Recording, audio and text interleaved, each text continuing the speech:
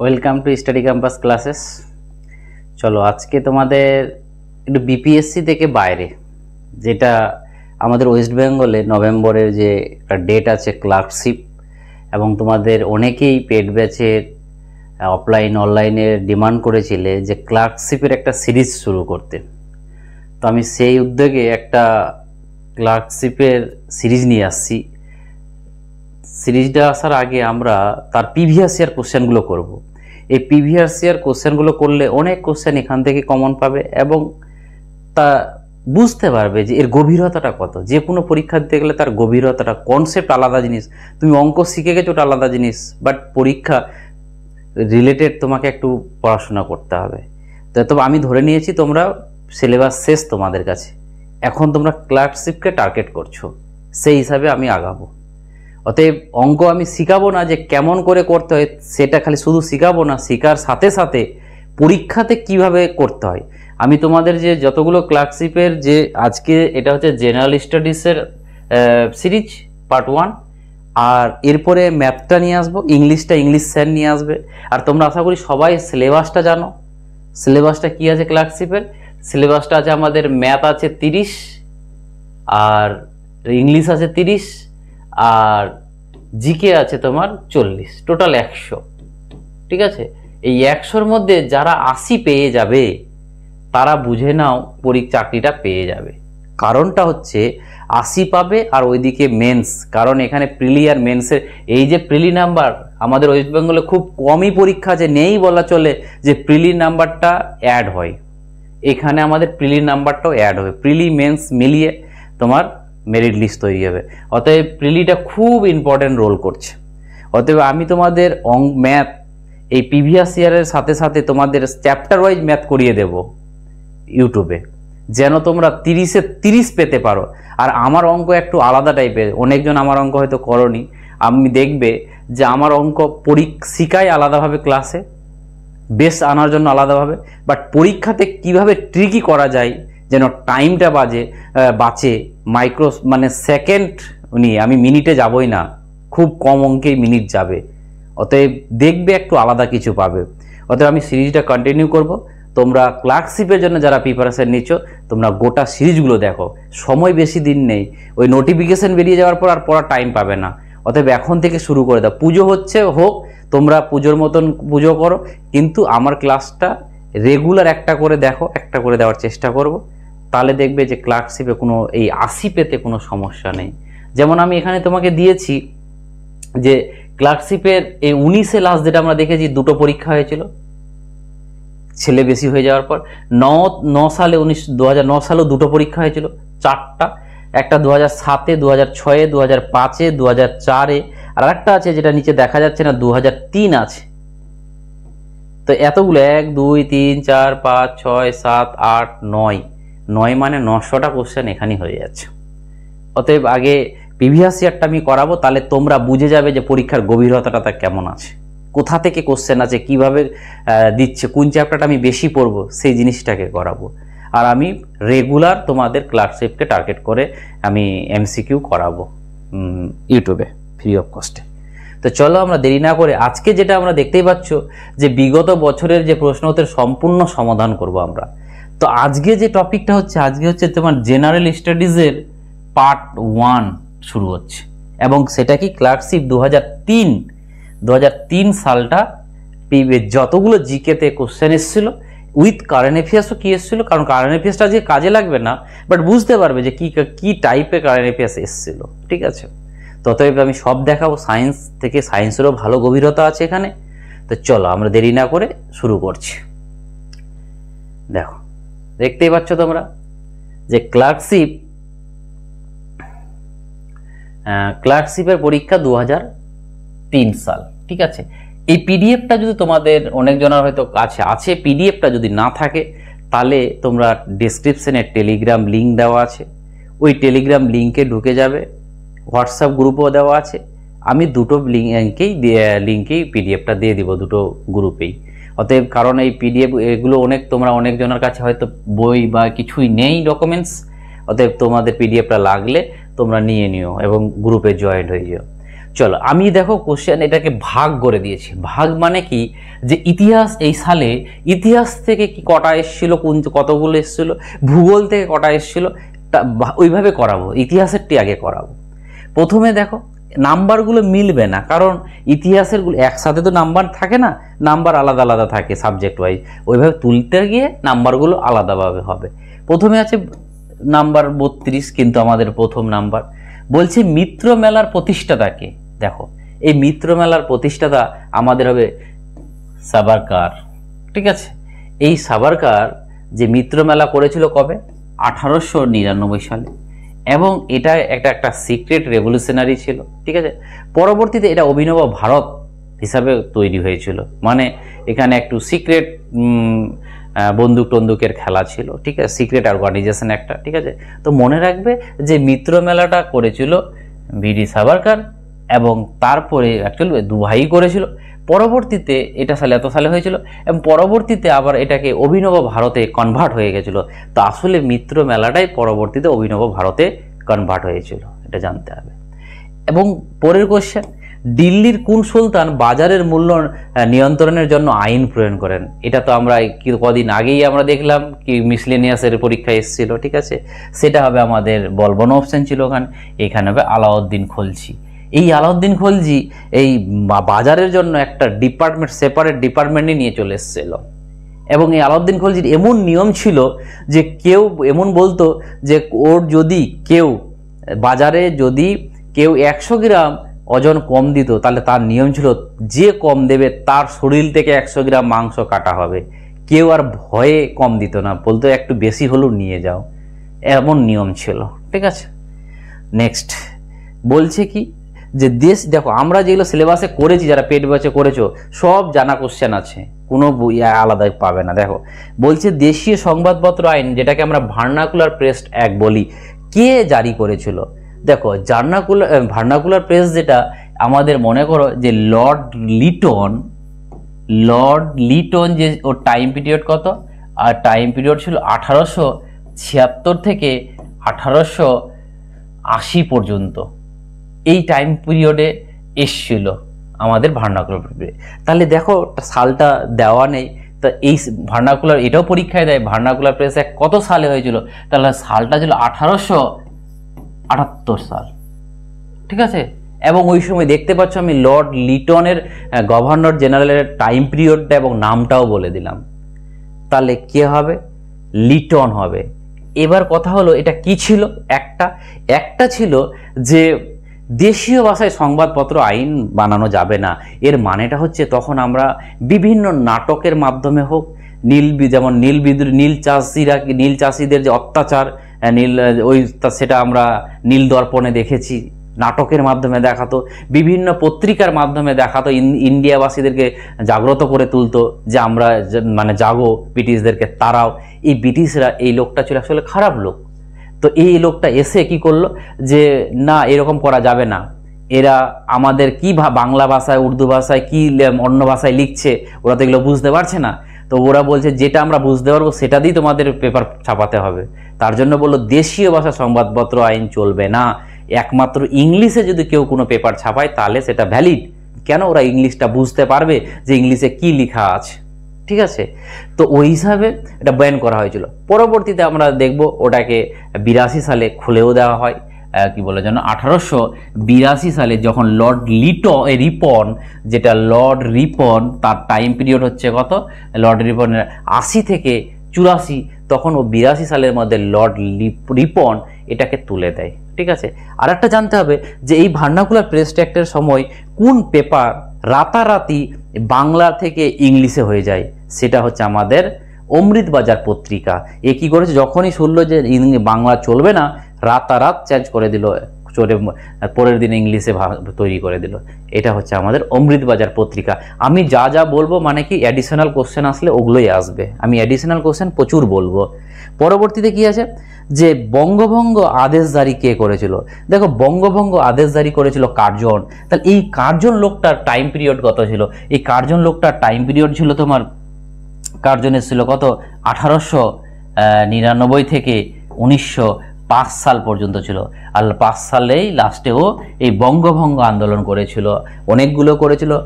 তোমার আমাদের যে অ্যানসিন প্রিভেন্টেন্স অ্যাক্ট, তারপরে তোমার কি বলে যেন মিউনিসিপ্যালিটি কর্পোরেশন অ্যাক্ট করেছিল কার্জন। তো অ্যাকচুয়ালি ও দেখছিল যে আমাদের যত রকমের রেভলিউশনারি বাংলা থেকে উঠছে, অতএব বাংলা থেকে উঠে ওদের সঙ্গে আন্দোলন করছে। তো বলছে বাংলাটাকে যদি মুসলমান আর হিন্দুর মধ্যে ভাগ করে দিতে পারি তাহলে কিন্তু আমাদের খুব ইজি হয়ে যাবে, আমাদের সঙ্গে আর কেউ ওরা পারবে না, এই টার্গেটটা রেখেছিল। তো ওই জন্য বলেছিল যে অ্যাকচুয়ালি মনে রাখবে যে আসামটাও না প্রথমে বাংলায় ছিল, তো তুমি ধরে নাও এটা প্রথমে আগে ছিল। এই বাংলা থেকে আসামটাকে আলাদা করে দেওয়া হয়েছিল কবে? 1876 সালে। এই সময় তারপরে কি করলো যে এই বাংলাটা, এটা যে থাকলো বাংলাটাকে বললো যে বাংলাতে, এই উত্তর বাংলাতে যেগুলো মুসলমান আছে সেগুলোকে ওই দিকে লাগিয়ে দেব, আর এই দিকটাতে পশ্চিম বাংলা থেকে যাবে। কিন্তু আসলে সেটা নয়, ওর টার্গেট ছিল বিভাজন করা। কিন্তু ও বলছিল কি যে না, আমাদের এত বড় আমরা শাসন করতে পারছি না, অ্যাডমিনিস্ট্রেশন কারণে আমরা অ্যাডমিনিস্ট্রেশন প্রশাসনটা আমরা চালাতে পারছি না এত বড় জায়গাতে, তার জন্য আমরা ভাগ করছি। কিন্তু আসলে এটা কাজ ছিল না। কিন্তু এই বঙ্গভঙ্গ আমাদের রদ হয়েছিল কবে? সেটা হয়েছিল আমাদের 1911 সালে। চলো, ওই সালে আমাদের ক্যাপিটালটা সরে গেছে। নেক্সট, তোমরা কমেন্টে জানাবে যে তোমাদের এক্সট্রা কোশ্চেনগুলো যেগুলো বলছি সেগুলো দরকারি কি দরকারি না, শুধু অ্যান্সারগুলো বলে চলে যাব সেটা। আমার মনে হচ্ছে যে এই আলোচনা করাটা মানে শুধু খালি অ্যান্সার জানা নয়, তার ব্যাকগ্রাউন্ড জানিয়ে নেওয়া। কারণ আজকের দিনে মনে রাখবে কোশ্চেন যে তৈরি করবে, নেক্সট কোশ্চেন ও সব কোশ্চেনগুলোকে নিয়েই বসবে এবং দেখবে, ওই হিসাবে কোশ্চেন বানাবে। অতএব এর অ্যাডিশনাল কোশ্চেন খুব দরকার। পরবর্তীতে দেখো চলে আসো মেঘদূত কাব্যের রচিতাকে। মেঘদূত কাব্যের রচিতা হচ্ছে আমাদের কালিদাস। একদম মুখস্থ করে নেবে, ঠিক আছে? কারণ এগুলো পরীক্ষাতে প্রচণ্ড বইয়ের নাম, তারপরে তোমার নাটকের নাম এগুলো দেয়। চলো, তারপরে বলছে রত্নাবলী, একদম ইতিহাসের কোশ্চেন আমাদের। রত্নাবলী কার লেখা?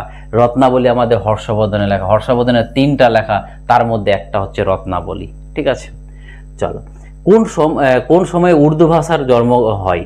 দেখো, উর্দু ভাষার জন্ম সুলতান যুগ দেখে হয়। তাহলে মাথায় রাখবে যে সুলতান হোক মুঘল হোক, এদের অফিসিয়ালি ল্যাঙ্গুয়েজ হচ্ছে আমাদের কি বলে যেন, পার্সি, ঠিক আছে? কিন্তু উর্দু ভাষার যদি বলে যে জন্ম কখন, তাহলে বলবে সুলতানি যুগ দেখে, ঠিক আছে? বাট পার্সি থেকে আমাদের ইংলিশ কবে অফিসিয়াল ল্যাঙ্গুয়েজ হয়েছিল? খুব ইম্পর্টেন্ট রাখবে।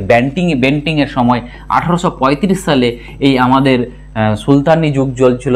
কি বলে যেন ওর সময় কে ছিল? লর্ড বেন্টিং করেছিল কি যে আর পার্সি ভাষাটা অফিসিয়ালি নয়, যেটা সুলতান মুঘলে ছিল, এখন থেকে ইংলিশ ভাষাটা হচ্ছে আমাদের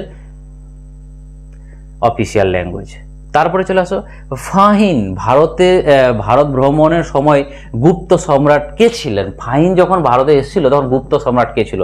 দেখো, আমি একটা সব ব্যাচেই বলি, একটা ট্রিক মনে রাখবে, কারণ এই টাইপের কোশ্চেন আসলে গেলে ওটা তোমার হয়ে যাবে। ট্রিকটা মনে রাখবে, হ হ ম ম ফ চ, এটা মনে রাখবে। তাহলে তোমার কাছে এই টাইপের কোশ্চেনটা একদম ক্লিয়ার হয়ে যাবে। এই 3জন রাজার সময় এসেছিল, এখান থেকে হ হ ম ম ফ চ। এই হ থেকে হর্ষবর্ধন, এই হ থেকে হিউয়েন সাং, মানে হর্ষবর্ধনের সময় হিউয়েন সাং এসেছিল। এই ম থেকে চন্দ্রগুপ্ত মৌর্য, আর এই ম থেকে হচ্ছে মেগাস্তিনিস এসেছিল চন্দ্রগুপ্ত মৌর্যের সময়। সেলুকাসের দূত ছিল। সেলুকাস কে ছিল? আলেকজান্ডারের সেনাপতি ছিল। এবং ফ থেকে ফাহিন, আর চ থেকে দ্বিতীয় চন্দ্রগুপ্ত, যেহেতু লাস্ট ওই জন্য মনে রাখবে চ থেকে দ্বিতীয় চন্দ্রগুপ্ত। ফাহিন দ্বিতীয় চন্দ্রগুপ্তের সময় এসেছিল। তাহলে এখানে বলছে ফাহিন, তাহলে কি হবে? দ্বিতীয় চন্দ্রগুপ্ত। তাহলে এই 3টাই পরীক্ষায় আসে, তাহলে মনে রাখবে তোমরা হ হ ম ম ফ চ। এরকম যত রকমের ট্রিক আছে, বলতাটি বোতামটি আমাদের পরীক্ষায় যেগুলো আসে একদম বলে দেবো আমি। চলো নেক্সট, পরের টপিক ইতিহাস থেকে এই কটাই ছিল। এবার আমরা 2003 সালে, এবার আমরা যাব ভূগোলের এডিশনাল কিছু যা দেওয়ার দিয়ে দিয়েছি। দেখো কি বলছে, তপশিলি উপজাতি জনসংখ্যার অনুপাত ভারতের কোন রাজ্যে সর্বাধিক? বলছে তপশিলি উপজাতি মানে এসটির কথা বলছে, ঠিক আছে? এটা হচ্ছে এসসি, এটা হচ্ছে এসটি। তাহলে মনে রাখবে সেটা হচ্ছে আমাদের নাগাল্যান্ড। বাট আজকের দিনে যেটা আমি তোমাকে বলে রাখবো, যে তোমাকে যদি বলো আজকের দিনে এসসি সব থেকে বেশি কোথায়, এসসি, তাহলে কি বলবে? এসসি বলবে ইউপিতে। যদি বলি এসটি কোথায় বলো, এসটি সব থেকে কোথায় বলবে মধ্যপ্রদেশ। এটা তো টোটাল। আর যদি পার্সেন্টেজে বলি, তো পার্সেন্টেজে হয়ে যাবে আজকের দিনে পাঞ্জাব। পাঞ্জাব সব থেকে এসসি বেশি। আর যদি বলি এটা হচ্ছে আমাদের মিজোরাম, পার্সেন্টেজে বড়, কিন্তু মধ্যপ্রদেশ এমনি সংখ্যায় বড়। ঠিক আছে, চলো এবার নেক্সটে আমরা যাই। কি বলছে? ভারতের সবচেয়ে বেশি অঞ্চল জুড়ে বিস্তৃত অরণ্য, যে আমাদের যে ফরেস্ট, আমাদের দেখো একটা এনভায়রনমেন্ট ঠিকঠাক রাখতে গেলে আমাদের ফরেস্ট 100 ভাগের 33.3% ফরেস্ট থাকা দরকার। এটা থাকলে আমাদের এনভায়রনমেন্ট আমাদের ঠিকঠাক চলবে। যদি বলা হয় আমাজন যদি বলে ওয়ার্ল্ডের ফুসফুস কাকে বলা হয়, বলবে আমাজন ফরেস্টকে। যদি বলে ওয়ার্ল্ডের কিডনি কাকে বলা হয়, তাহলে বলবে রামসার সাইট। ঠিক আছে, চল তাহলে এখানে বলছে সব থেকে বেশি যদি কোন পাওয়া যায়, সেটা হচ্ছে আমাদের ক্রান্তীয় আর্দ্র পূর্ণমোচী। এগুলোর ডেসক্রিপশন আমাদের পেড ব্যাচে হবে। ঠিক আছে, জাস্ট এখানে আমরা একদম এমসিকিউগুলোতে যত কিছু লাগবে আমি তোমাদের সব আলোচনা করে দেব। তারপরে চলে আসো কি নবসেবা। এই নবসেবা আমি তোমাদের বলেছিলাম, এই নবসেবা পোর্টটার নামই হচ্ছে আমাদের জওহরলাল নেহরু পোর্ট। মনে করো হালকা করে যদি আমি তোমাদেরকে বলতে চাই, তাহলে ইন্ডিয়ার যদি এটা কোস্ট হয়, তাহলে এখানে কি ছিল? এখানে ছিল গুজরাট। গুজরাটে আছে আমাদের কি কান্ডালা। মহারাষ্ট্রে মুম্বাই আছে, আর একটা নবসেবা। এই নবসেবা এবং এটির নাম হচ্ছে কি জওহরলাল নেহরু। তারপরে গোয়াতে মারমাগাঁও। তারপরে আছে কর্ণাটকে হচ্ছে ম্যাঙ্গালোর। তারপরে আছে কেরালাতে হচ্ছে কোচি। তামিলনাড়ুতে হচ্ছে তুতিকুরিন। তারপরে আছে চেন্নাই, এন্নোর। তারপরে অন্ধ্রপ্রদেশ, এখানে বিশাখাপত্তনম। উড়িষ্যা, পারাদ্বীপ। ওয়েস্ট বেঙ্গল যেটা আছে কলকাতা হলদিয়া, বাট আজকের নাম হচ্ছে শ্যামাপ্রসাদ মুখার্জি। এই আর একটা আছে আন্দামান নিকোবরের পোর্ট ব্লেয়ার। এই 13টা বন্দর হচ্ছে আমাদের মেজর বন্দর, এবং 13টা বন্দর তোমাদের লোকেশন সমেত জানতে হবে, যে কোনো পরীক্ষা দিতে পারে। যে এখানে দিয়েছে নবসেবা কোথায়, যেটা হচ্ছে কোথাকার আধুনিক সামুদ্রিক বন্দর। আধুনিক বলতে এটা একদম 100% কম্পিউটারাইজ, এখানে পুরো কম্পিউটারাইজে কাজ হয়। ঠিক আছে, একদম 100% টেকনোলজি ইউজ হয়। তাহলে মুম্বাই হচ্ছে রাইট অ্যান্সার। তারপরে কি বলছে গঙ্গের সমভূমি প্রাচীন পলিযুক্ত অঞ্চল কি নামে পরিচিত? বলছে গঙ্গের সমভূমি প্রাচীন পলিযুক্ত অঞ্চল কি নামে পরিচিত? সেটা হচ্ছে আমাদের ভাবর। এবার বলবে কি এটা ভাবর ভাঙর কি জিনিস? দেখো, ধরে নাও এই একটা নদী এদিক দিয়ে বয়ে গেছে, তাহলে কি হবে? স্বাভাবিক এই জায়গাতে পলি জমবে, আর এইগুলো কি আগে পলি জমেছে, অনেকদিন আগে জমেছে এই জায়গাগুলোতে আগে পলি জমেছে। তো যেই জায়গাতে আগে পলি জমেছে সেই জায়গাগুলোকে আমরা কি বলবো? সেই জায়গাগুলোকে আমরা বলবো ওল্ড অ্যালোভিয়াল সোয়েল। আর এই নিচের পাশাপাশি যেগুলো আজকের দিনে পলি জমছে সেটা হচ্ছে নিউ অ্যালোভিয়াল সোয়েল। তো নিউ অ্যালোভিয়াল সোয়েলের নাম হচ্ছে একটা খাদার, আর ওল্ড অ্যালোভিয়াল সোয়েলের নাম হচ্ছে একটা ভাঙার। তাহলে এখানে কি বলছে গঙ্গের সমেতে প্রাচীন মানে ওল্ড পলিযুক্ত, মানে এখানে ভাবরের কথা বলছে। ভাবর হচ্ছে রাইট অ্যান্সার। ঠিক আছে, চলো নেক্সট অ্যান্সারটা কি দেখো। বলছে কি গঙ্গের সিন্ধু গঙ্গের সমভূমির উর্বরতার কারণ কি? বলছে যে সিন্ধু গঙ্গের মানে গঙ্গা নদীর যে সিন্ধু যে সমভূমিটা, গঙ্গার সিন্ধুর যে সমভূমিটা, এর উর্বরতার কারণ কি? কারণ হচ্ছে আমাদের কি অভিবাসিত পলি, কারণ প্রচণ্ড পলি জমে এটা তৈরি হয়েছে। আর ওই পলি মাটি অ্যালোভিয়াল সয়েল মানে হচ্ছে আমাদের উর্বরতা প্রচুর থাকবে। ঠিক আছে, নেক্সট কি বলছে পৃথিবীর ভারতের কোন মৃত্তিকা সব থেকে বেশি অঞ্চল জুড়ে রয়েছে? সব থেকে বেশি এটা পলি মৃত্তিকা হবে। ঠিক আছে, এটা হবে পলি মৃত্তিকা। প্রায় 46% ইন্ডিয়াতে আছে। ইন্ডিয়াতে 45% পলি মাটি আছে। তারপরে তোমার রেড সয়েল আছে, ব্ল্যাক সয়েল আছে 16%, তারপর 10% রেড সয়েল, এরকম করে আছে। বাট সব থেকে বেশি মনে রাখতে হবে পলি মৃত্তিকা, যেটাকে অ্যালোভিয়াল সয়েল বলতে পারি। ঠিক আছে, চলো next.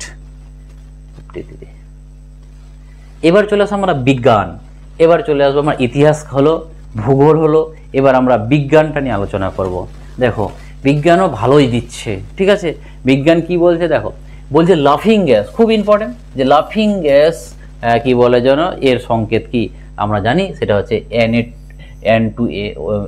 N2O, nitrous oxide. Nitrous oxide হচ্ছে নাম, এটা হচ্ছে লাফিং গ্যাস। এটা যদি তুমি খেয়ে নাও বা তোমার আনা যায়, তুমি হাসতে থাকবে, নিজে নিজে হাসতে থাকবে, লাফিং গ্যাস। এবার কি বলছে, হিটারের তারে তাপ উৎপন্ন কুণ্ডলীর জন্য যে নাইক্রোম তার ব্যবহার করা হয়, তার কারণটা কি? কারণ নাইক্রোম তারটা ব্যবহার করা হয় কেন? ভাবো তো কত তাপ তৈরি হয়, অন্য তাপ, যেই তাপটা সহ্য করতে পারবে তাকেই তো লাগাবে না। তাহলে এটা গলনাঙ্কটা, এর গলনাঙ্ক উচ্চ, অতি উচ্চ, খুবই গলনাঙ্কটা বেশি, সহজে গলবে না, তাই তো তার জন্য ওটাকে রাখা হয়েছে ওখানে। নাহলে তো অল্প অন্য কিছু থাকলে তো গলে একদম তারটা নষ্ট হয়ে যাবে, ঠিক আছে। বলছে ইলেকট্রিক হিটারে নাইক্রোম ব্যবহারের কারণ দেখো ডিসক্রাইব করে দিয়েছে। বলছে নাইক্রোমের রোধাঙ্ক খুব বেশি, তাই তার উপর তাপের পরিমাণও বেশি, এবং নাইক্রোমের গলনাঙ্ক খুব বেশি, তাই তারটি বেশি তাপমাত্রায় গলে যায় না। গলনাঙ্ক যেহেতু বেশি, যার জন্য গলে না। নেক্সট, কোন অ্যাসিড BaCO2 এর সঙ্গে বিক্রিয়া করে অর্ধক্ষেপ উৎপন্ন করে? সেটা কি হবে? H2SO4। অ্যান্সারটা হবে H2SO4। দেখো এটা তো সায়েন্স, এটা তোমাকে আমি এখন বোঝাতে গেলে টাইম লাগবে, অতএব আমি সায়েন্সে যখন ক্লাস নেব তখন বুঝিয়ে দেবো, এখন জাস্ট মনে রাখুন। তারপরে কি বলছে দেখো, বেরিয়াম ক্লোরাইডের, এটা হচ্ছে বেরিয়াম ক্লোরাইড, তো বেরিয়াম ক্লোরাইডের দ্রবণের সঙ্গে লঘু H2SO4 এর বিক্রিয়ায় সালফেটের বেরিয়াম সালফেটের সাদা অর্ধক্ষেপণ পড়ে। ইকুয়েশনে দেখা হয়, দেখো বেরিয়াম ক্লোরাইডের সাথে H2SO4 এর বেরিয়াম সালফেট প্লাস HCl তৈরি হয়। তাহলে তোমরা এগুলো জিনিস অবশ্যই ইকুয়েশনগুলো মনে রাখবে। এবার প্রিলিতে এগুলো সব দেবে, ঠিক আছে। এবার কোনটা থেকে তুলে দেবে বলা মুশকিল, অতএব যেহেতু এটা প্রিভিয়াস ইয়ার এসছে তোমাকে জেনে নেওয়া ভালো। নেক্সট, তারপরে কি বলছে দেখো, বলছে কোন মাধ্যমে শব্দ তরঙ্গ সঞ্চালিত হলে মাধ্যমের কণাগুলি আন্দোলন হয়? দেখো সেটা হচ্ছে আমাদের ত্বরণ সঞ্চালনের অভিমুখে হয়। কি বলছে, কোনো মাধ্যমে শব্দ তরঙ্গ সঞ্চালন হলে মাধ্যমের কণাগুলির আন্দোলন কি টাইপের আন্দোলন হয়? সেটা হচ্ছে তরঙ্গ সঞ্চালনের অভিমুখে আন্দোলন হয়। এটা শব্দ চ্যাপ্টার। নেক্সট যেটা দেখো, CaCO3 ক্যালসিয়ামে ওজনের শতকরা পরিমাণ কত? সেটা ওজনের শতকরা পরিমাণ হচ্ছে আমাদের 30 হচ্ছে রাইট অ্যান্সার, ঠিক আছে। চলো তারপরে কি বলছে দেখো, বলছে কোন উদ্ভিদের কাণ্ড পত্রের নেই, পাতার নেই, কাণ্ডটা পাতার মতন? সেটা হচ্ছে আমাদের ফণিমনসা। এটা হচ্ছে ফণিমনসা ইজ দ্য রাইট অ্যান্সার। তারপরে কি বলছে, যে দুধ থেকে দই প্রস্তুত করলে কোন অ্যাসিড তৈরি হয়? দুধ থেকে দই প্রস্তুত করলে কোন অ্যাসিড তৈরি হয়? আমরা জানি ল্যাকটিক অ্যাসিড। এই এখানে ল্যাকটো প্রোটিনও থাকে। এই ল্যাক্টোমিটার দিয়ে মাপা হয় দুধ কতটা পিওর আছে, সেটা দিয়ে মাপা হয়, আমাদের ল্যাক্টোমিটার দিয়ে মাপা হয়, ঠিক আছে। এবং এটা কি হবে তাহলে? ল্যাকটিক অ্যাসিড, ঠিক আছে। চলো এবার ল্যাকটিক অ্যাসিড গেল, তারপরে দুটো ইনফরমেশন এক্সট্রা দেওয়া আছে, দেখো যেগুলো পরীক্ষা আসে। বলছে পিঁপড়ের হুলে কি অ্যাসিড থাকে? সেটা হচ্ছে আমাদের ফর্মিক অ্যাসিড, খুব ইম্পর্টেন্ট। ভিনিগার হলো একটা আসলে অ্যাসিডিক অ্যাসিড, মাথায় রাখবে, ভিনিগার হচ্ছে অ্যাসিডিক অ্যাসিড। এগুলো আমি সব ছক করে পড়িয়ে দেবো তোমাদের। এই অ্যাসিডের যখনই একটা কথা আসলো তাহলে অ্যাসিডের একটা ছক দিয়ে দেবো, তাহলে তোমাদের সব ক্লিয়ার হয়ে যাবে। বলছে প্রয়োজনীয় জল, অতিরিক্ত জল, যেটা এক্সট্রা জল গাছের যে প্রক্রিয়া উদ্ভিদ দেহ পরিত্যাগ করে তাকে কি বলে? তা আমরা জানি ইংলিশে বলা হয় ট্রান্সপিরেশন, আর বাংলায় বলে বাষ্পমোচন। এই বাষ্পমোচন কি হয় তোমরা দেখবে সকালবেলা গাছের পাতাগুলো নিচের দিকে ফোটা, ধরো কুয়াশা পড়েনি, কিন্তু এটা কুয়াশা নয়, দেখবে কুয়াশা যদি না পড়ে তাহলে বুঝতে পারবে, কুয়াশা পড়লে তো মনে হবে যে কুয়াশাই পড়েছে, বাট গাছের পাতা দেখবে, এটা যদি পাতা হয় তাহলে তোমরা দেখবে এইদিকে কুয়াশা নেই, কিন্তু পাতা এদিকে ফোটা হয়ে আছে, কেউ হয়তো ফোঁটা পড়ে গেছে, কেউ হয়তো ফোঁটা হয়ে আছে। এটা হচ্ছে কি গাছের অতিরিক্ত জলটা, গাছ পাতার স্টোমা আছে, এই স্টোমাটা এইভাবে করে রাতের বেলা স্টোমা খুলে যায়, তখন বেরিয়ে যায়, ঠিক আছে। এবং ওটাকেই আমরা বলি বাষ্পমোচন, আর ইংলিশে বলবো ট্রান্সপারেশন, ঠিক আছে। এগুলো আমরা করব। তারপর নিম্নলিখিত কোনটি শুধুমাত্র সজীব কোষেই বংশ বিস্তার করে? বলছে সজীব কোষে বংশ বিস্তার করে, সেটা হচ্ছে আমাদের একমাত্র ভাইরাস। এই ভাইরাস সজীব কোষেই বংশ বিস্তার করে। তারপরে কি বলছে দেখো, বলছে দুটি অসমাকৃত গ্যামেটের মিলনকে কি বলে? দুটি অসমাকৃত গ্যামেট যখন একসাথে হয়ে যায় সেটাকে বলবো আমরা অ্যানাইসোগ্যামি, অ্যানাইসোগ্যামি বলবো তাকে। চলো নেক্সট, ব্লিচিং পাউডার। দেখো ব্লিচিং পাউডার কি বলছে, যে ব্লিচিং পাউডার কি, ব্লিচিং পাউডারের সংকেত কি? ব্লিচিং পাউডার হচ্ছে আমাদের CaOCI, ভালো করে মুখস্থ করে নাও। ব্লিচিং খুব, এগুলোতে যে কোনো পরীক্ষায় চলে আসে তোমার, CaOCI, ঠিক আছে। চলো এবার কি বলছে, একটা দেখো ফিজিক্সের অঙ্ক দিয়ে দিয়েছে, অতএব সায়েন্সটা দেখো ভালোই এসছে, সায়েন্স যথেষ্ট। আমরা 2003-এর অ্যানালিসিসটা লাস্টের দিকে বলবো যে কিটা কেমন ছিল। দেখো দেখো স্থির অবস্থায় মানে কি, দেখো ইউ মানে প্রাথমিক বেগ হচ্ছে 0, ঠিক আছে, বেগ মানে মিটার পার সেকেন্ড। এবার বলছে একটি বস্তুর এত সেমিমিটার ত্বরণ নিয়ে, মানে ত্বরণ বলতে এ, সেটাকে আমরা কি বলি, এ 25 মিটার পার সেকেন্ড স্কয়ার নিয়ে 2 সেকেন্ডে, তাহলে সময় কত? সময় হচ্ছে 2 সেকেন্ড। তাহলে ধরে থাকলে বস্তুটির অন্তিম বেগ কত, ইউ, তাহলে ভিটা জানতে চাইছে। অতএব আমরা জানি যে ত্বরণ মানে কি, এ ইকুয়াল টু ফাইনাল বেগ, ফাইনাল বলতে ভি মাইনাস অন্তিম বেগ হয়। আর অন্তিম বেগ বলতে প্রথম বেগটা কত, মানে ইউ বাই এস মানে সময়। তাহলে ইউ এর মান কত, ইউ এর মানটাই তো বার করতে বলছে, আর মাইনাস ভি এর মানটা কত, কি বলেছেন, ইউ এর মানটা কত, কি বলে যেন একটা 50 আছে না, কোনটা, সরি 25 আছে, তাহলে এটার মান হচ্ছে 25। তাহলে দেখো এদিকে হচ্ছে আমরা যদি মান বসাই, এ ত্বরণ কত 25, আর ইউ চাইছে, ইউটা আমি ইউ রেখে ভি রেখে দিলাম, আর ইউটা কত বলেছে, ইউটা বলেছে তোমার সরি -0, আর এদিকে হচ্ছে তোমার এস, এস বলতে 2 সেকেন্ড। তাহলে আমাদের ওইদিকে 0 মানে ভি হয়ে গেল, আর দুটো এদিকে গেল মানে কত 50 হয়ে গেল, আর এককটা মিটার পার সেকেন্ড হয়ে গেল। তাহলে যেহেতু 50 মিটার পার সেকেন্ড, এটা হচ্ছে 50 পার এটা।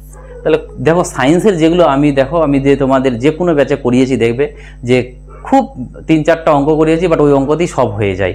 দেখো ওটা খুব ইজি ছিল, ইজি সায়েন্সের অঙ্ক হলো কি হয়েছে ইজি, তোমাকে জাস্ট জানতে হতো যে ত্বরণ ইকুয়াল টু কি হয়, যে ফাইনাল বেগ মাইনাস অন্তিম বেগ বাই সেকেন্ড। তাহলে সবই দেওয়া আছে, জাস্ট বসিয়ে দিলাম। চল এবার কি বলছে, স্থায়ী চুম্বক তৈরির জন্য আমরা ব্যবহার করি কি, যেটা স্থায়ী চুম্বক সেটাকে আমরা কি ব্যবহার করি, সেটা হচ্ছে নরম লোহা। এই নরম লোহা দিয়ে আমরা তৈরি করি স্থায়ী চুম্বক। চলো নেক্সট আরেকটা সায়েন্সের, যেটা লাইট থেকে দিয়েছে, খুব ইম্পর্টেন্ট। আমাদের যারা লাইটের চ্যাপ্টার পড়েছো ওরা এগুলো খুব ইজিলি করে নিতে পারবে। দেখো এখানে বলছে একটি আলোকরশ্মি সমতল দর্পণে উপর পতিত হয় এবং প্রতিফলিত হয়। মানে বলছে দেখো আগে বুঝে নাও, যে যদি আমাদের এটা সমতল দর্পণ হয় আর আয়না, এটা যেহেতু মিরর, তাহলে তোমাকে এইভাবে বলতে হবে যে এটা নিশ্চয়ই পলিশ করা আছে, মিররিং করা আছে। তো বলছে এদিক দিয়ে একটা রশ্মি আসছে, ঠিক আছে, এটাকে আমরা বলি আপতিত রশ্মি। তাহলে কিন্তু এটা প্রতিফলিত হবে, কেন, এটা যদি আমাদের লম্ব হয় তাহলে আমাদের এই আইটা যা হয়, এই আটটা তাই হয় প্রতিফলনের জন্য, ঠিক আছে। এবার কথা বলছে যে যদি আমাদের এটা কোণ 15 ডিগ্রি হয়, বলছে আপতিত কোণ যদি 15 ডিগ্রি হয়, তাহলে যদি আমরা এই মিররটাকে সরিয়ে দিই, ধরে নাও এই এর ফলে এটা পলিত হয়, তাহলে এটা ধরে নাও যে 15, তাহলে এটাও তো 15। এবার বলছে যে তুমি আয়নাটাকে ওইভাবে, যে রশ্মিটা আসছিল তুমি এটাকে একটু ঘুরিয়ে দিলে, তো আমরা জানি যে যদি ঘোরাই মিররটাকে যদি ঘোরাই থিটা, তাহলে রিফ্লেকশন রেটা ঘুরে যাবে 2 থিটা। তাহলে এখানে যেহেতু আমরা যদি ঘুরাই থিটা, তাহলে হয়ে যাবে 2 থিটা। তাহলে থিটা যদি আমাদের এখানে দেওয়া আছে কত, থিটা সমান সমান দেওয়া আছে 15, তাহলে এটা কত হয়ে যাবে 2 ইন্টু কি বলে যেন 15, তাহলে অ্যান্সার হয়ে যাবে 30। তো খুবই আমাদের এটা ইজি কোশ্চেন, তাহলে অ্যান্সার হয়ে যাবে 30। যারা লাইট করিয়েছি তারা কিন্তু অবশ্যই দেখবে যে নিজে পারছো কিনা। তারপরে কি বলছে, আর এটা আমি সূত্র লিখেও দিয়েছিলাম। তাহলে বংশগতির বিজ্ঞানের জনক কে, সেটা হচ্ছে মেন্ডেল। বংশগতির জনককে, সেটা হচ্ছে মেন্ডেল। ঠিক আছে, চলো এটা ছিল আমাদের সায়েন্সের ঘটনা। সায়েন্সের কিন্তু আমরা ভালো কিছু দেখলাম, ইতিহাস ভূগোলের থেকেও লেভেলের দেখলাম। এবার চলে আসে আমাদের ভারতের রাষ্ট্র ব্যবস্থা, মানে যেটাকে আমরা পলিটি বলে চিনি। ঠিক আছে, চলো পলিটি কি বলছে দেখো। পলিটি বলছে ইলেকশন কমিশনার গণ যে নিযুক্ত হয়, মানে ইলেকশনার যে নিয়োগ হয় কিসের মাধ্যমে, তো ইলেকশনার নিয়োগ হয় আমাদের ভারতের রাষ্ট্রপতির দ্বারা। এই কদিন আগেই একটা আমাদের মোদী সরকার কেস মানে নিয়ে এসেছিল, বিল নিয়ে এসেছিল যে আমাদের 2014 সালে ধরে নাও ইলেকশন কমিশনারকে যে আমরা এখন নিযুক্ত করে কে, রাষ্ট্রপতি, একজন প্রধানমন্ত্রী থাকবে, বিরোধী দলনেতা থাকবে, আর একজন চিফ জাস্টিস, মানে 3 জন থাকে। আর মেনলি থাকে আমাদের সুপ্রিম কোর্টের বিচারপতি, তাকে আমাদের রাষ্ট্রপতি, থাকে আমাদের কি বলে যেন বিরোধী দলনেতা।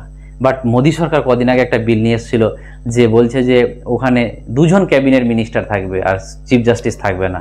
এর মানে কি রুলিং পার্টিরই 2 জন থাকবে, আর ওরা যা চাইবে সেটাই তো হয়ে যাবে। ওই জন্য ওটাকে করেনি, পাস করা হয়নি। ঠিক আছে, ওই যেভাবে ছিল সেভাবেই আছে এখন। তাহলে অ্যান্সারটা হবে ভারতের রাষ্ট্রপতি দ্বারা নির্বাচিত করা হয়। ঠিক আছে, নেক্সট দেখো কি বলছে, ওই পয়েন্ট একটা এক্সট্রা পয়েন্ট আছে দেখো, যে মুখ্য নির্বাচন কমিশনার ও অন্যান্য কমিশনারকে রাষ্ট্রপতি নিয়োগ করে, এবং ভারতীয় সংবিধানের আর্টিকেলটা কত 324 ধারায় নির্বাচিত কমিশন রয়েছে। খুব ইম্পর্টেন্ট, এটাও তাহলে মনে রাখবে যে নির্বাচন কমিশন কততে আছে, 324 নম্বর ধারায় নির্বাচন কমিশন আছে। ঠিক আছে, এবার চলে আসে আমাদের সমাজতন্ত্র, যেটাকে আমরা সোশ্যালিস্ট বলি। এটা প্রস্তাবনাতে কবে যুক্ত হয়েছে বলেছে। দেখো আমাদের সংবিধানের যে প্রস্তাবনাটা আছে, প্রথমে বলেছিলাম এটা সংবিধানের অংশ নয়, তারপরে বললাম সংবিধানের অংশ আছে, তারপরে ভারতীয় কেসে আমরা বললাম যে না এটাকে চেঞ্জ করা যাবে, কিন্তু মূল কাঠামোটাকে চেঞ্জ করা যাবে না। তারপরে আমাদের একটা অ্যাক্ট এসেছিল এই প্রেয়াম্বলে, প্রেয়াম্বলটা আমাদের একবারই চেঞ্জ করা হয়েছে, যেটা ছিল কি আমাদের 42তম অ্যামেন্ডমেন্ট, 42তম অ্যামেন্ডমেন্ট, যেটা কবে হয়েছিল, 1976 সালে হয়েছিল।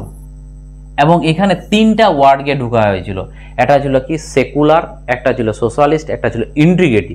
এই 3টা ওয়ার্ড এই জায়গাতে ঢোকা হয়েছিল, এবং সালটা হচ্ছে 1976। খুব ইম্পর্টেন্ট। চলো, রাজ্যসভার সদস্যদের আয়ু কত বলছে, রাজ্যসভাদের সদস্যদের আয়ু। এবার তোমরা কেউ ভুলেও বলো না, কারণ এখানে আবার অপশনটা ওইভাবে দেয়নি, একটু যদি ঘুরিয়ে দিত তাহলে কি দিত জানো, পার্মানেন্ট। আর তোমরা অনেকজন যারা একটু কম পড়েছো তারা জানো যে রাজ্যসভাকে ভাঙা যায় না, রাজ্যসভা পার্মানেন্ট বডি। দেখো রাজ্যসভা পার্মানেন্ট বডি, বাট যদি বলে রাজ্যসভার মেম্বারদের কথা উল্লেখ করে দেয় তাহলে কিন্তু 6 বছর মাথায় রাখবে। এই যেমন আমাদের ওয়েস্ট বেঙ্গল থেকে কজন আছে, ওয়েস্ট বেঙ্গলের রাজ্যসভাতে আছে তোমার 16 জন, যেখানে 42 জন আছে লোকসভাতে। তো এই 16 জন গোটা রাজ্যসভাতে যতজন আছে তাদের কি কয় 1/3 প্রতি 2 বছর অন্তর অন্তর রিটায়ার্ড হয়, 2 বছর অন্তর করে ভোট হয়। ঠিক আছে, তাহলে মনে রাখবে যদি 1/3 করে হয় তাহলে কত, এরকম কবার যাচ্ছে 2 বছর 2 বছর, 6বারে গোটাটা কমপ্লিট।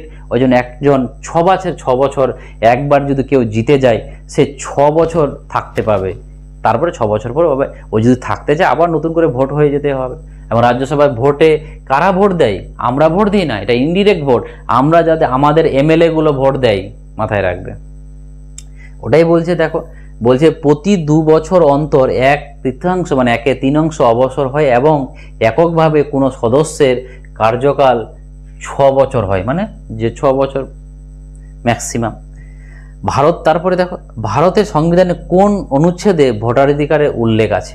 বলছে ভোটাধিকারের কবে কত নম্বর আর্টিকেলে উল্লেখ আছে, তো সেটা হচ্ছে আমাদের 300, মনে রাখবে 326। ঠিক আছে, চলো নেক্সট।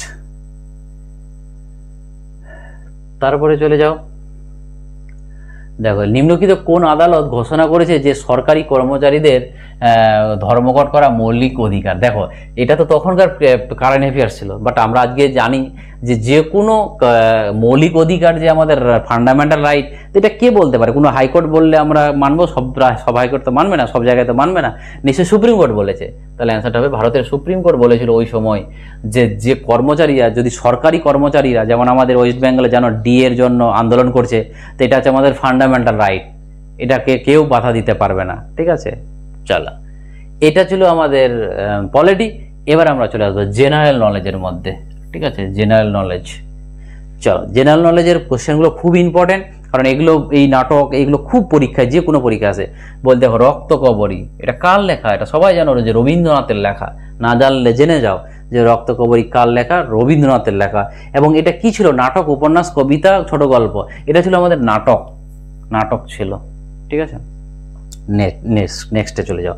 কি বলছে? 36 চৌরঙ্গি লেন একটা সিনেমা হয়েছিল ওই সময়। সালটা ছিল কত? 1881 সাল।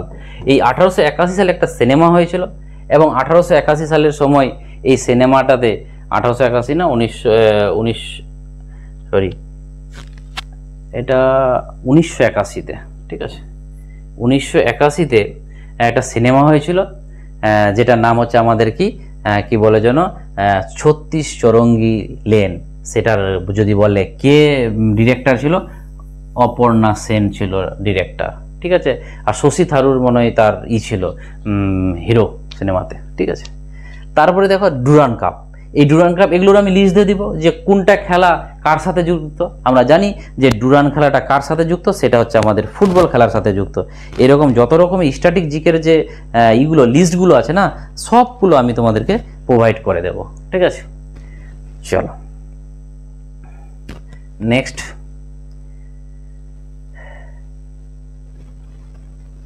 দেখো কি বলছে পরেরটা, যে নাদবতী বা অনাথবধ, এটা নাটকের রচিতা কে? এই নাটকটা কে করেছিল? সেটা ছিল আমাদের তৃপ্তি মিত্র। এগুলো একদম থরলি মুখস্থ, কিছু করার নেই। ঠিক আছে, তারপরে দেখো আন্না কারেনিনা নামক একটি বিখ্যাত বই কার লেখা ছিল? এটা ছিল ভিক্টর হুগো। ভিক্টর হুগো ছিল এই আন্না কারেনিনার লেখক।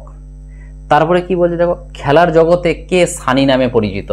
এটা সবাই জানো, বা না জানলে জেনে নাও। সানি নামে হচ্ছে আমাদের গাভাস্কার পরিচিত। ঠিক আছে, আর কপিল দেব কি ছিল তোমরা কমেন্ট বক্সে জানাবে। দেখো সুনীল ভাস্করের পুরো নাম হচ্ছে সুনীল মনোহর ভাস্কর, এবং প্রথম খেলোয়াড় যিনি টেস্টে 10,000 রান করেছিল। খুব ইম্পর্টেন্ট, যদি ভারতের যদি বলে কে প্রথম 10,000 রান করেছিল, সেটা আমরা বলে সুনীল ভাস্কর। এবং সুনীল ভাস্করের আত্মজীবনীর নাম কি? সানি ডেজ।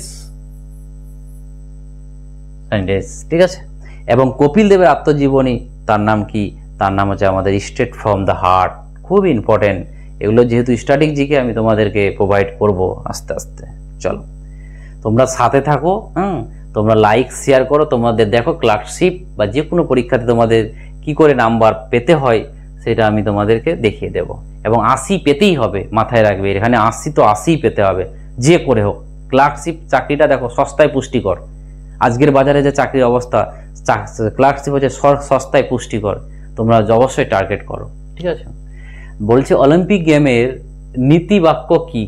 তো নীতিবাক্য কি হবে? দ্রুততম, উচ্চতম এবং অধিকতর শক্তিশালী, এটা ছিল তার নীতিবাক্য। তারপরে দেখো আরেকটা হকি খেলা দিয়েছে, ডেভিস কাপ। ডেভিস কাপ কিসের সাথে যুক্ত? Loan tennis. ডেভিস কাপ হচ্ছে লন টেনিস। তারপর দেখো এটা খুবই অনেকবার পরীক্ষায় এসছে, খালি ক্লার্কশিপও নয়, অনেক পরীক্ষায় এসছে, যেটা হচ্ছে আমাদের নবান্ন। এই নবান্নের লেখককে সেটা হচ্ছে আমাদের বিজন ভট্টাচার্য। খুব ইম্পর্টেন্ট, বিজন ভট্টাচার্যের লেখা হচ্ছে নবান্ন। এই আমাদের মমতার নবান্ন নয়, ঠিক আছে, মাথায় রাখবে। তারপরে কি বলছে দেখো, বলছে সংযুক্ত পানিগ্রাহী একজন বিখ্যাত কি ছিল, একজন তখন কারণের ক্ষেত্রে নৃত্য সঙ্গীত ছিল। তো তবুও তোমরা জানবে যে এ কি ছিল, নৃত্য সঙ্গীত ছিল। ঠিক আছে, সে ছিল নৃত্য সঙ্গীত। এটাই ছিল আমাদের পুরো 2003 সালের ক্লার্কশিপের যে পরীক্ষাটা হয়েছিল সেটা আমরা শুধু জিএসটা আলোচনা করলাম। এটা পরবর্তীতে আমরা ম্যাথটা করব, তারপরে আমি ম্যাথ আর জিকেটা করাবো, আর ইংলিশ স্যার অন্য করবে। ঠিক আছে, ইংলিশ স্যারটা ইংলিশ করবে। এবার কথা হলো যে আমরা কি দেখলাম, আমরা দেখলাম যে ইতিহাস ইজি ছিল আজকের রেসপেক্টে। যদি বলি জিওগ্রাফি ইজি ছিল, বাট সায়েন্স মডারেট ছিল। যদি বলি পলিটি ইজি ছিল, ইজি টু মডারেট। আর জেনারেল নলেজ জিকে সেটা ইজি ছিল। তো এটা আমরা আজকের দিনে দেখলাম যে 2003টাতে কীরকম ছিল এই পরীক্ষা। এই টাইপের কোশ্চেন মানে তোমরা ভাববে না যেগুলো তো 2003 এসেছিল আজ আসবে। আমি বলছি এগুলোই আসবে, 2-4টা আলাদা টাফ থাকবে, আলাদা জিনিস, কিন্তু কোশ্চেন ইজি থাকবে। তোমরা বেশি টাফ পড়তে গিয়ে এগুলোকে হারালে হবে না। তো চলো নেক্সট ভিডিওতে আবার দেখা হবে। তোমরা সাথে থেকো। ক্লার্কশিপটাকে তোমার যদি টার্গেট থাকে ক্লার্কশিপ, আমার সাথে থাকো। কি করে 80 পেতে হবে আমি করিয়ে দেবো। খাটতে হবে রেগুলার, একদিন না, রেগুলার পড়া রেগুলার করো, রেগুলার ভিডিও রেগুলার দেখো, আমি তোমাদেরকে 80 পাইয়ে দেবো। এইটুকু বলবো যদি আমার কথা শোনো। চলো ঠিক আছে, থ্যাংক ইউ।